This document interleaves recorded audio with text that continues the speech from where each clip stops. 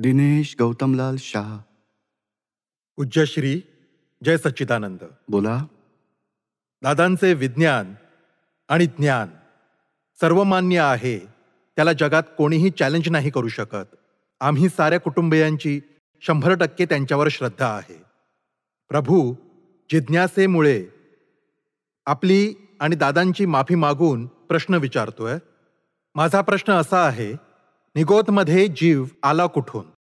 जर आपण म्हणतोस सायंटिफिक सर्कमस्टेन्शियल एव्हिडन्स म्हणजे संयोगवश आहे, तर मग ही कोणती शक्ती आहे जिने आत्म्याला निगोदमध्ये पाठवलंय? निगोदच्या आधी तो आत्मा कुठे होता? तो कशासाठी जन्ममरणाच्या फेऱ्यांमध्ये फिरायला आलाय? आत्मा आधीपासूनच शुद्ध आहेच, तो जरामराच्या पलीकडचा आहे, तर मग निगोदमध्ये का आला? त्याचं काय आहे की निगोदला त्याला अव्यवहार राशी म्हणतात. अव्यवहार राशी म्हणजे कंप्लीट आवरण असलेला आत्मा. अनंत आत्मा असेच आहेत ज्यांचे एकेंद्रिय प्रकट झालेले नाही, संपूर्णतः आवरणाने झाकले. आतमध्ये आत्मा पूर्ण स्वरूपात आहे, पण अजूनही बाहेरून एवढं आवरण आहे की एक किरणही प्रकाशाचा बाहेर पडत नाहीये. म्हणजे असं आवरण असलेला आत्मा संसारात, म्हणजे अनंत आत्मा ह्या एका संसारात आहेतच आहेत. आणि ही अशी स्थिती ही आपोआप आली आहे. असं नव्हतं की हा आत्मा शुद्ध होता नंतर निगोदमध्ये गेला, असं नाही आहे. आधीपासून अशा स्थितीतले आत्मा आहेत. आणि मोक्षाला गेलेले असे आत्मा, आणि मध्ये आहे व्यवहार जिथे एकेंद्रियापासून पंचेंद्रियापर्यंत. अशा स्थितीतले आत्मा संसारात आधीपासून आहेत. एक आत्मा मोक्षास जातो तेव्हा एक आत्मा व्यवहारातून व्यवहारात येतो. आता अव्यवहारात कुठून येणार? तर असे अनंत आत्मा आहेत. शास्त्रात हे असं लिहिलं आहे की निगोदचे गोळे आहेत, असे गोळे. आणि एक निगोदचा गोळा, त्यातून आता अर्धा हिस्साच असे अनंत गोळे आहेत, त्यातला थोडा हिस्साच मोक्षाला गेलाय. अजून खूपच असे अनंत, अनादी काळापासून आणि अनंत काळापर्यंत या संसारात असेच्या असेच असणार आहेत. कारण अनंत आत्मा आहेत आणि अनंतातून अनंत वजा केले तर किती उरतील? अनंतच उरतील. म्हणजे अनंत आत्मा म्हणजे सगळे संयोगवशातच होते. संयोगवशात म्हणजे हे तर संयोग म्हणजे मनुष्य आहे. एकेंद्रियात आल्यावर संयोग जुळलेले दिसतात. त्याआधीही संयोग असे असतात की पूर्णपणे आवरणाने आच्छादित. जसा 1000 वोल्टचा बल्ब आहे, त्यावर खूप साऱ्या चादरी घालून झाकला तर अंधार, एकही प्रकाशाचा किरण बाहेर पडणार नाही. अशा आवरणांमुळेच अनंत आत्मा आवरणात आहेत. एकेंद्रिय सुद्धा प्रकट नाही झालं. अशी स्थिती कुणी केली तर nobody is doer, it is existing, असंच आहे. कोणी बनवणारही नाही. फक्त आवरण संयोगामुळेच. म्हणजे काय? तर आवरण तोच संयोग. आणि जसा थोडा दबाव घटेल, एक माणूस, एक जीव मोक्षाला गेला, एक आत्मा मोक्षात जाईल, एक अव्यवहारातून व्यवहारात जेव्हा येईल तेव्हा एकेंद्रिय प्रकट होईल. हा गुलाब आहे का, किंवा बटाटा आहे, किंवा झाड आहे, कोणताही एकेंद्रिय जीवात येतो आत्मा, तेव्हा छोटा प्रकाशाचा किरण, आवरण तुटल्याने मग स्पर्शेंद्रियाची सुरुवात होते, टच सेन्स. आणि मग हळूहळू डेव्हलपमेंटमध्ये किती वेळानंतर 2 इंद्रिय दिसतात, 3 इंद्रिय दिसतात. मनुष्याचा अवतार घेण्याआधी तर करोडो अवतार होऊन जातात. बरं, डेव्हलपमेंट आहे जय नैसर्गिक. सच्चिदानंद. बालचंद्र पठारे, बोला. जड आणि चेतन यांच्या संगमामुळे हे आत्ताचे शरीर प्राप्त झालेले आहे ना. आणि शरीर त्या शरीराला ज्ञान देत आहे ना. नाही, शरीर शरीराला ज्ञान नाही देऊ शकत. आत्मज्ञान जे आहे त्या प्राप्तीसाठी शरीराकडून शरीरच माध्यम आहे ना. ते शरीर म्हणजे काय? गाडीसारखं आहे. शरीर गाडीसारखं आहे, अहंकार हा ड्रायव्हर सारखा आहे, आणि शेट तो आत्म्यासारखा आहे. तर हे शरीर आहे ते तर फक्त साधन आहे, मेकॅनिकल साधन. त्याचा मालक जो आहे तो अहंकार आहे. हो, जे तुम्ही म्हणता मी भालचंद्र आहे, तर तुम्ही भालचंद्र आहे त्याला अहंकार म्हटलं जातं. आणि अहंकार देहाला मी आहे मानतो, नावाला मी आहे मानतो. त्याला वाटतं की मला काही शांतता लाभत नाही, मला दुःख नकोय, मला काही सुख हवंय. पण त्याला जेव्हा कळेल की भालचंद्र मी नाहीच आहे, आत्मा हेच माझं स्वरूप आहे, मीच शुद्ध आत्मा आहे, तेव्हा त्याचं दुःख मिटेल आणि सुख सुरू होईल. म्हणजे ही मीचा प्रॉब्लेम आहे. मी रॉंग बिलीफमध्ये बसलाय, आणि रॉंग बिलीफमुळे सगळ्या प्रकारची दुःख त्याला भोगावी लागतात. पण तीच राईट बिलीफ त्याला मिळाली, मी कोण आहे हे जाणलं, तर त्याच्या दुःखाचा अंत होणारच. समजते आता तुम्हाला? समजलं. दुसरा प्रश्न आहे, हं. तो जरा व्यक्तिगत आहे. हं. आता जरा माझं वय 70 वर्षाचं आहे. 2-3 लग्न होऊन सुद्धा मी गृहस्थाश्रमात स्थिरावू शकलो नाही आणि भक्ती मार्गाला लागलो. त्यानंतर ज्ञान मार्गावरून ब्रह्मकुमारीमध्ये गेलो. आता त्याच्यापेक्षा उच्च मला आत्मज्ञानाचा मार्ग आपल्याकडून मिळाला. कित्येक दिवस नेहमी गुरुजी मी प्रत्येक वेळी आपले प्रोग्राम टीव्हीवर बघतो आणि त्यामुळे माझ्यात फरक पडलाय. हे राग, क्रोध मला खूप यायचा. ते सारं आता कमी कमी होत चाललेलं आहे आणि आतून असं फिलिंग व्हायला लागलंय की कधीही क्रोधाने बोलण्यापूर्वी थोडेसे आधी तुम्ही आत्मविचार करावा, असा थोडासा फरक पडलाय. आणि अशीच मोक्ष मार्गावर मला प्रगती करायची आहे. पण जर माझे कधी गृहस्थाश्रमातले एखादे कर्तव्य अधुरं राहिलं असेल तर मोक्ष मार्गात बाधा येईल अशी मला भीती वाटते. आणि जर का एखादे कर्तव्य अर्धवट राहिले असेल, एखाद्याची कामना, कोणाचा तरी क्रोध, एखाद्याला द्वेष माझ्याबद्दल वाटत असेल आणि मी तो दूर नाही करू शकलो, त्यातून बाहेर पडण्यात अयशस्वी झालो, तर माझ्या मोक्ष मार्गात अडथळा येईल का? हा मोक्ष मार्ग कसा आहे माहिती आहे? व्यवहाराचा समभावाने निकाल करून आपण मोक्ष मार्गावर पुढे जाऊ शकतो. व्यवहार सोडून, व्यवहार तोडून, व्यवहार टाळून, बाजूला ठेवून आपण पळून जाऊ नाही शकत. म्हणजे घरात बायको आहे, मुलं आहेत, आई वडील आहेत, सासू सासरे आहेत, सर्वांना प्रेमाने व्यवहार पूर्ण करायचा आहे. कोणालाही दुःख होऊ नये अशी प्रथम जागृती इथे ठेवायची आणि आतून आत्म्याची जागृती ठेवायची आहे. राग, द्वेष, मोह आतून नाही करायचे. बाहेर तर एकमेकांना दुःख होऊ नये म्हणजे आधी तर हा सगळ्यात प्रथम फाउंडेशनचा विचार आहे. म्हणजे आपल्या मनात जी ही भीती आहे ना, ती उरणार नाही इथे. कारण हे ज्ञान असं आहे की व्यवहारातच राहून एकमेकांना समाधान द्यायचं आहे, एकमेकांना दुःख होणार नाही असं राहायचं आहे. एकमेकांचे दोष पाहू नका, एकमेकांचं निगेटिव्ह बघू नका आणि व्यवहार प्रेमाने पूर्ण करा. जबाबदारी, कर्तव्य पालन करा आणि अंतरंगात हा भालचंद्र वेगळा आहे आणि मी शुद्धात्मा आहे अशा जागृतीत राहून आतून राग, द्वेष, क्रोध, मान, माया, लोभ न व्हावेत असा पुरुषार्थ करत राहा. हा, ते ज्ञान मी उद्या घेणारच आहे. हा, जरूर घ्या. त्यासाठीच मी आलोय, ज्ञान घेण्यासाठीच मी इकडे आलोय. खूप छान. पण त्या मोक्ष मार्गात काही बाधा येणार नाही ना? नाही येणार, नाही, गॅरंटी आहे नाही त्याची. येणार ना? नाही येणार. तीच मला शंका पण होती. तुमच्या घरी आता बायको आहे ना, सांगा मला, मग त्यांनाही घेऊन यायचं. मी एकटाच राहतो. नाही, मग काही हरकत नाही. आता काय करा, तर आधी उद्या ज्ञान घ्या आणि नंतर ज्यांच्या प्रती द्वेष वाटला, अभाव वाटला, तिरस्कार वाटला, क्रोध वाटला, वैरभाव वाटला, सगळ्याचं प्रतिक्रमण करायचं.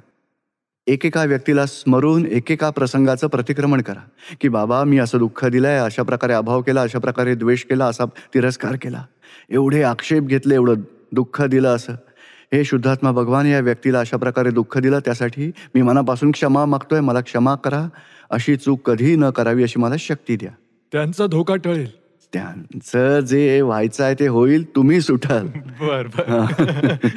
जय सच्चिदानंद. प्रणाम दीपक भाई. बोला. एखादी गोष्ट जरी कोणी काही म्हटली तरी ती मनात एवढी घर करून राहते की त्यामुळे दुसऱ्या कामात मनच लागत नाही. मग तेच मनात पुन्हा पुन्हा येतं, आपल्या मनात राहून जातं. मग त्यासाठी काही इलाज आहे का?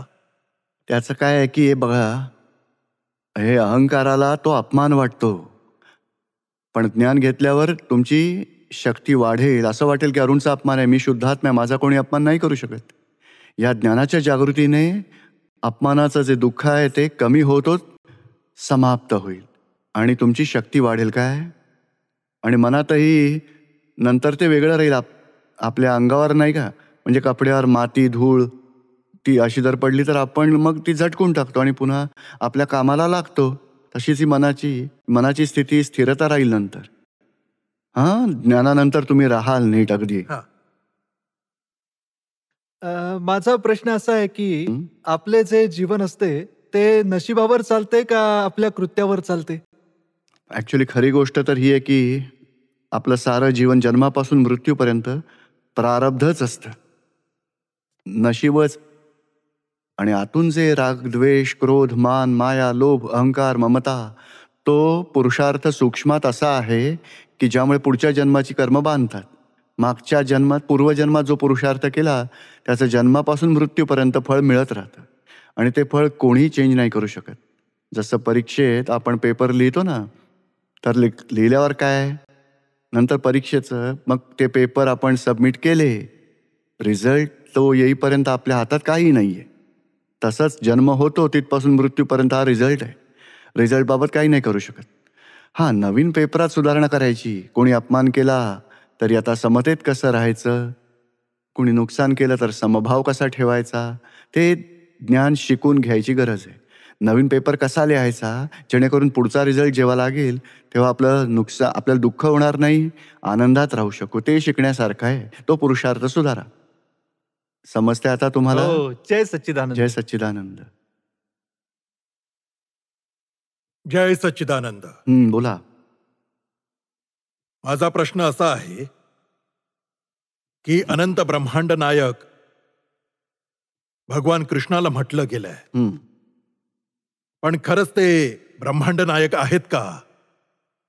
जेवढा या शरीरावरचा मालकी भाव सुटतो ना, संसारी पदार्थांवरचा मालकी भाव सुटतो, तेवढा त्याला ब्रह्मांडाचा मालक म्हटलं जातं. म्हणजे केवळ आत्मा ॲब्सोल्यूट स्थितीमध्ये आला की त्यालाच ब्रह्मांडाचा मालक म्हटलं जातं. म्हणजे एकाही प्लॉटचा मालक स्वतः उरत नाही. मनाचा मालक नाही, वाणीचा मालक नाही, देहाचा मालक नाही, कोणत्याही व्यक्तीचा मालक नाही, कोणत्याही परिस्थितीचा मालक नाही, कोणत्याही संयोगाचा मालक नाही. केवळ आत्मरूप झाला तर त्याला केवळ ज्ञानी, त्याला ब्रह्मांडाचा मालक म्हटलं जातं. समजलं का आता तुम्हाला? त्यांनी पुन्हा म्हटलंय, यदा यदा हि धर्मस्य ग्लानिर्भवति भारत अभ्युत्थानम धर्मस्य तदात्मानं सृजाम्यहम्. जेव्हा जेव्हा धर्माला ग्लानी येते तेव्हा मी अवतार घेतो, असं गीतेमध्ये म्हटलेलं आहे त्यांनी. बरोबर आहे, पण तोच कृष्ण पुन्हा परत येईल असं नाही, तसे आत्मा परत येतील. म्हणजे प्राईम मिनिस्टरची पोस्ट असेल तर तोच प्राईम मिनिस्टर पुन्हा पुन्हा येईल असं नाही आहे. कोणताही प्राईम मिनिस्टर होईल आणि देशाला कंट्रोल करेल, परिस्थिती कंट्रोलमध्ये ठेवेल. तसंच हे श्रीकृष्णासारखेच ज्ञानी येतील कोणीतरी दुसरे, आणि अधर्म जेव्हा वाढतो तेव्हा असे ज्ञानी प्रकट होतात आणि अधर्माला नष्ट करतात आणि धर्माची स्थापना करतात. पुन्हा पुन्हा पुन्हा हे घडत राहतं. तोच कृष्ण पुन्हा पुन्हा येईल असं काही नाही. बरं. जय जय सच्चिदानंद. सच्चिदानंद. जय सच्चिदानंद. हा, बोला. मी आपल्याशी अडलाजमध्ये बोलले होते शरीराविषयी आणि मला खूप फायदा झाला. आता वाटतंय की खरंच किरण वेगळी आहे आणि मी वेगळी आहे. काय नाव आहे तुमचं? किरण हरियाणी. बोला आता. हा, आता वाटतंय की मला खूप फायदा हा, झाला मग खूपच छान आहे बघा. आणि आता मोक्षासाठी काय पुरुषार्थ आहे? बस या शरीराची जी कर्म येत आहेत एकमेकाचा समभावाने निकाल करत जा. जे काही संयोग जोडतील त्याप्रती रागद्वेष करू नका, समभावाने निकाल करत जा. आणि आपण शुद्धात्मा तर आहातच, आणि आता या कर्माच्या ज्या फाईल्स आहेत ना सगळ्या पूर्ण होतील, मग मोक्ष तुमचा कोणी थांबवू नाही शकणार. एखाद्या फाईलमुळे आपला मोक्ष थांबला असेल तर फाईलचा समभावाने निकाल करत करत साऱ्या फाईल समाप्त होतील, त्या मोक्षासाठी आपण मुक्त होऊ. आणि पूज्यश्री, मला पुस्तकं वाचायला अजिबात वेळ मिळत नाही. काहीच हरकत नाही. अजिबातच. चरणविधी फक्त वाचत राहा. हा, ते तर वाचते. आणि ते ऐकू जर शकत असाल तर काही प्रवास करताना ऐका, आयपॉडवर वगैरे, आयपॅडवर काहीतरी ऐका, किंवा मग एखादं लहानसं पुस्तक मग रविवारी ते अभ्यासा, मग व्यवस्थित वाचा. एखाद दुसरं पान वाचलं दिवसभरात, अगदी एक पान जरी वाचलं ना तुम्ही दादावाणीचं किंवा आप्तवाणीचं, तरी त्यातल्या एका पानात एखाद्या पॅराग्राफमध्ये तर तुम्हाला 4-5 चाव्या मिळतील ज्ञानाच्या. मला असं वाटतं की मी माझ्या सासूला सतत सांगायची की लवकर लवकर जेवण करा, पूजा करत बसू नका, उशीर होतोय. मग काय मी अंतराळ टाकते का? काय म्हणालात? मी सासूला सांगायचे लवकर पूजा करा, लवकर जेवण करा. नाही, ते अंतराय नाहीये, ती तर मदत आहे. पण तुम्ही काही काम करता किंवा मग जॉब करता का? नाही, काही नाही, घरातच असते. लहान मुलं आहेत, लहान मुलं असतील त्यांना खायला द्यायचं आणि कॅसेट लावायची टीव्हीवर निरुमांची आणि बघत बसायचं. तीही बघतील मुलं, तुम्हीही बघत बसा. मला वाटलं कदाचित अंतराय पडले असते. नाही, निश्चय करा आणि ऍडजस्टमेंट करा. त्याकडे सगळी जागृती वाढेल आणि सॉल्युशनही मिळेल. जय सच्चिदानंद. काय नाव आहे? अमित मेहता. हा बोला. माझा प्रश्न बातचीतीच्या प्रयोगासंदर्भात होता. वेगळेपणासाठी आपण बोलाचालीचा प्रयोग करतो, तर त्यावेळी कधी कधी तर ठीक असतं, पण कधी कधी असं होतं की शुद्धात्मा पद आणि अमित पद यांचं मिक्सिंग होतं. कोण कोणता ते समजत नाही. आणि दुसरं म्हणजे कन्फ्युजनची स्टेज येते. आणि कधी कधी क्लिअर असतं, कधी कधी कन्व्हर्सेशन नाही होत, कॉमेंट्री होते, पण हे कळत असतं की there is some talk which is going inside. पण ती जी क्लॅरिटी आहे ती नाही मिळत. त्यासाठी वेगळेपणाचा सामायिक मधला प्रयोग जास्त करायला हवा की काही इतर उपाय करायला हवा? ॲक्च्युअली काय की वेगळेपणा कुठे राखायचा आहे? जेव्हा एखादा दोष झाला अमितकडून, तेव्हा स्वतःला सांगायचं की अमित, असं कोणाला दुःख दिलं गेलं, अशी तुझ्याकडून चूक झाली, तू आता प्रतिक्रमण कर. म्हणजे त्या ठिकाणी आपली वेगळेपणाची जागृतीही राहील आणि अमित आपल्या दोषांची माफीही मागेल. प्रतिक्रमण कराल, प्रत्याख्यान कराल, तरी वेगळेपणाच्या जागृतीत तुम्हाला हे समजेल की अमित आपल्या चुका धुवून टाकतोय. हो. त्यामुळे दोन्ही कामं होतील. इतर वेळी जेवतानाही अमितला काय आवडत आहे, हे हवंय, चल आरामात घे आणि मग समभावाने फाईलचा निकाल कर. म्हणजे हळूहळू जो काही व्यवहार होतोय तो विथ रिस्पेक्ट टू अमित आहे. हो. अमितशी कनेक्टेड आहे आणि त्यातलं माझं ते अमितचं आहे, हे वेगळेपणाची जागृती ठेवायची. कारण आधी अज्ञानतेमुळे मीच जेवण करतोय, मीच धावत जाऊन बस पकडली, मीच काम करतो, मीच जॉब करतो, मीच पैसे कमावले. पण आता मी केलं का अमितने केलं? अमित म्हणजे कर्ताभाव सोडून द्यायला बोलत राहायचं. आणि अमित, जे तू केलं आहेस ते खरोखर तू केलं नाहीयेस, सगळे संयोग जुळून ते कार्य घडले. हो. तू अहंकार नको करूस, मीच केलं, असं कॉन्व्हर्सेशन करून मग ज्ञान सेट करायचंय. हो. जे अज्ञान किंवा मग बुद्धी किंवा मग क्रोध, माया, लोभ अमित निमित्तानं दुसऱ्याला झालं असेल व्यवहारात, तर ते ह्याच्या समोर ज्ञान सेट करायचंय. समजते आता तुम्हाला? हो. म्हणजे या फाईल नंबर 1 ला ऑब्झर्व करण्यासाठी याचा वापर आपण करू हो, शकतो. करू शकतो ना. आणि तेच निरीक्षण बघा. चहा प्यायचा असेल तर बघ, अमित चहा पितोय, ती कॉमेंट्री झाली. त्याऐवजी अमित, तुला चहा प्यायचा आहे, किती, अर्धा कप प्यायचा आहे, 1 कप प्यायचा आहे, सांग. म्हणजे अशा गप्पा मारल्यामुळे आपण वेगळे आहोत चहा पिणाऱ्यापेक्षा, चहा पिणाऱ्यापासून. ती जागृती आपली मजबूत होते. म्हणजे वेगळं ठेवण्याची ही दादाजींची आयडिया आहे. यात बोलचालीत अज्ञानासमोर ज्ञानाच्या गोष्टी होतात किंवा व्यवहारात आपण वेगळेपणा जागृती ठेवतो. जय सच्चिदानंद. हा, जय सच्चिदानंद. आपल्या चरणी कोटी कोटी वंदन. जय सच्चिदानंद. माझ्या मनाविरुद्ध जेव्हा काही घडतं तेव्हा मला फारच पश्चाताप होतो. माझ्या मनासारखं घडलं नाही की मला त्यावर फारच विचार करत बसते, त्याचा परिणाम काय होईल.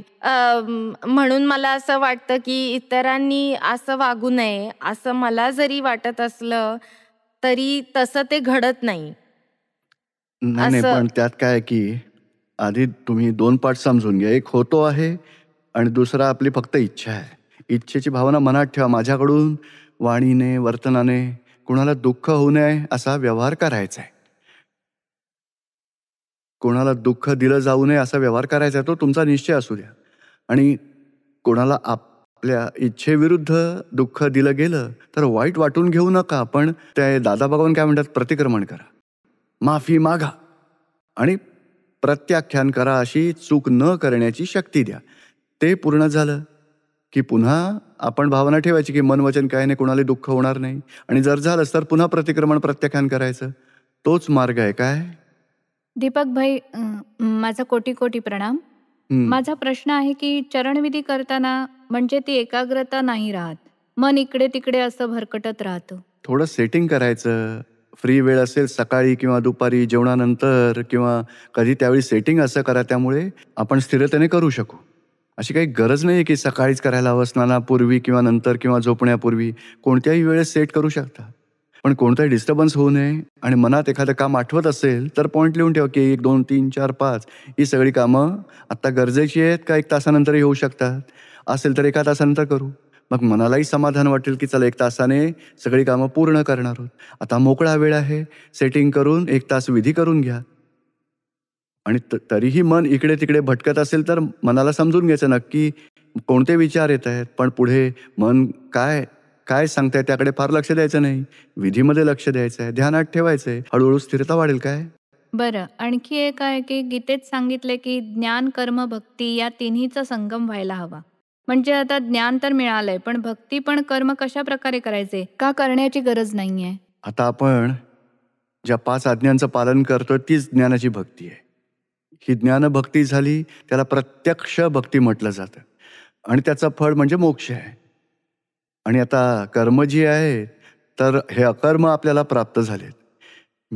मी शुद्धात्मा आहे, मी सुनीता नाही आहे, तीच जागृती अकर्म दशा.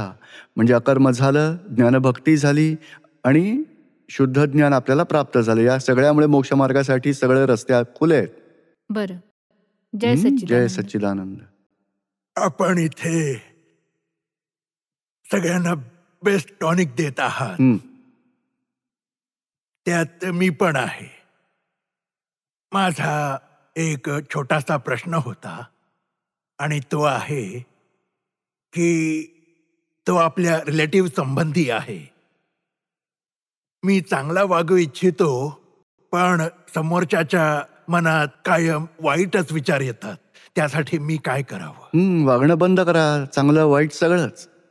फक्त भाव ठेवा, हे शुद्धात्मा भगवान, माझी भावना अशी आहे की या व्यक्तीला अशा प्रकारे शांतता लाभो, सुख संयोग जुळावेत आणि सगळ्या प्रकारच्या दुःखापासून मुक्ती मिळो, अशी प्रार्थना करायची. कारण आपण कधी एखादं कार्य करायला जातो ना, तेव्हा त्यात अहंकार मिक्स होतो, काहीतरी आग्रह धरला जातो किंवा अपेक्षा केली जाते आणि त्याची व्हायब्रेशन्स समोरच्यापर्यंत पोहोचतात. त्यामुळे त्याला दुःख होतं.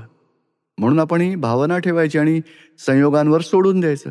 आपल्याकडून एखादी क्रिया किंवा वर्तन घडलं नाही तरी भाव मनातून ठेवा की या व्यक्तीला सुखशांती मिळो, तमाम दुःखांपासून मुक्ती मिळो, त्यांनाही आत्म्याचं ज्ञान मिळो, अशी प्रार्थना करून सोडून द्या तो विचार. समजतंय आता तुम्हाला? सच्चिदानंद. हां.